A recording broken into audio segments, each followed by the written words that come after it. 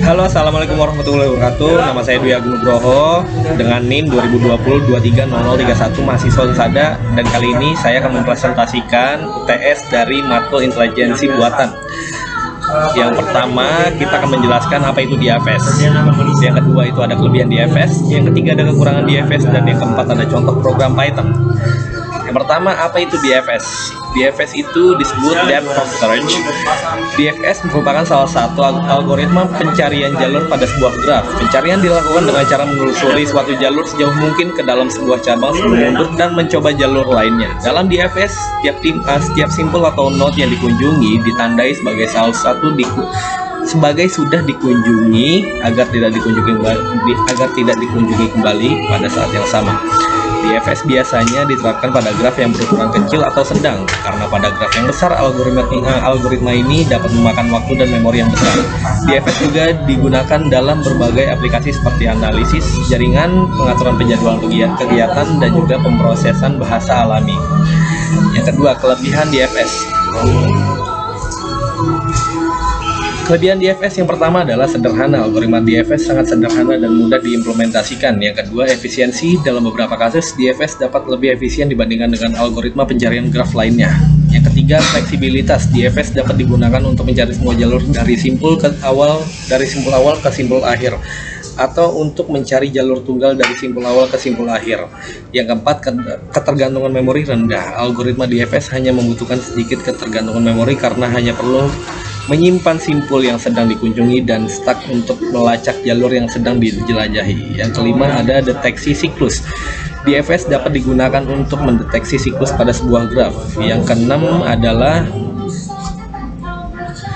mudah diintegrasikan. DFS mudah diintegrasikan dengan algoritma pencarian jalur lainnya. Yang ketiga, kekurangan DFS. Kekurangan DFS kemungkinan terjebak dalam loop tak terbatas.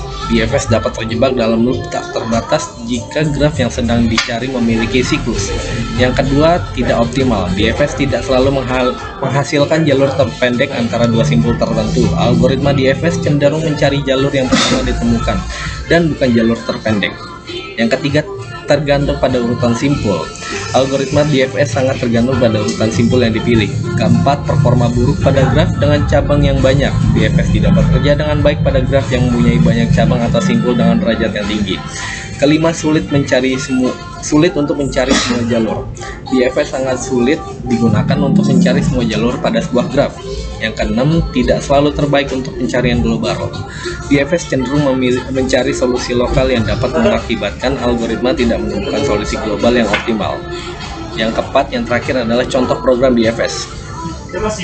Ini adalah contoh program DFS. Expand node dan node list-nya. Untuk expand node-nya itu ini untuk node-nya sendiri atau tabelnya sendiri kita menggunakan contoh tabel dari peta Semarang gitu.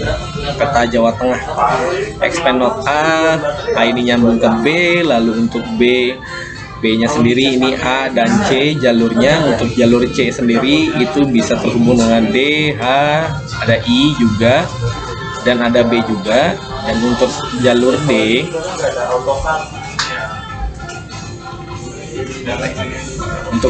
D nya sendiri itu nyambung ke E, lalu ada ke F, ada ke G, ada H, dan juga ada C. Nah, untuk F nya sendiri itu terhubung dengan jalur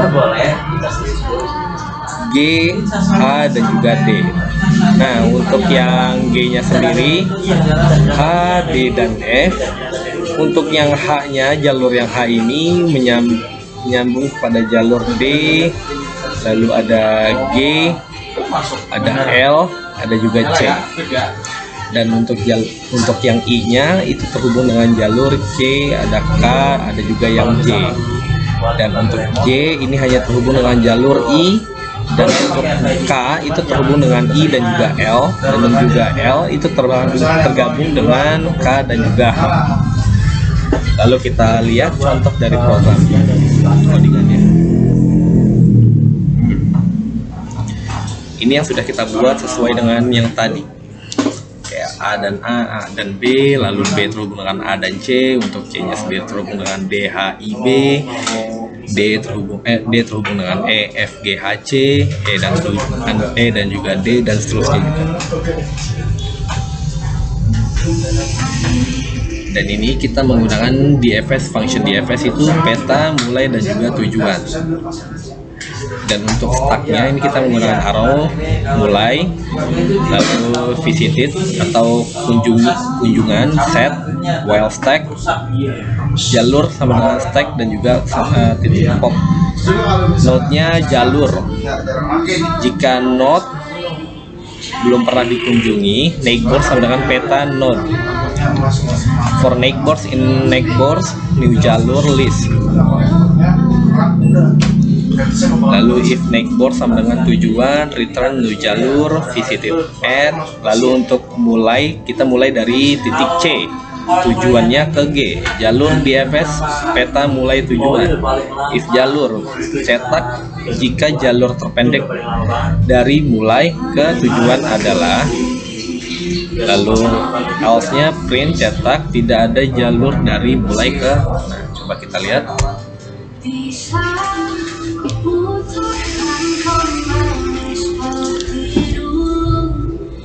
Mulai dari titik C lalu ke titik G selesainya. Coba kita kalau misalnya ke titik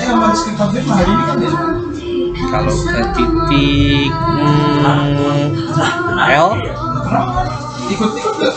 Biar ke dia. Kalau ini ikut ke dia. C, I, K, L. Seperti itu salah satu contoh program dari DFS.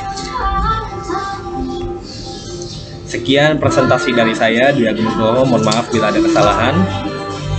Dan assalamualaikum warahmatullahi wabarakatuh.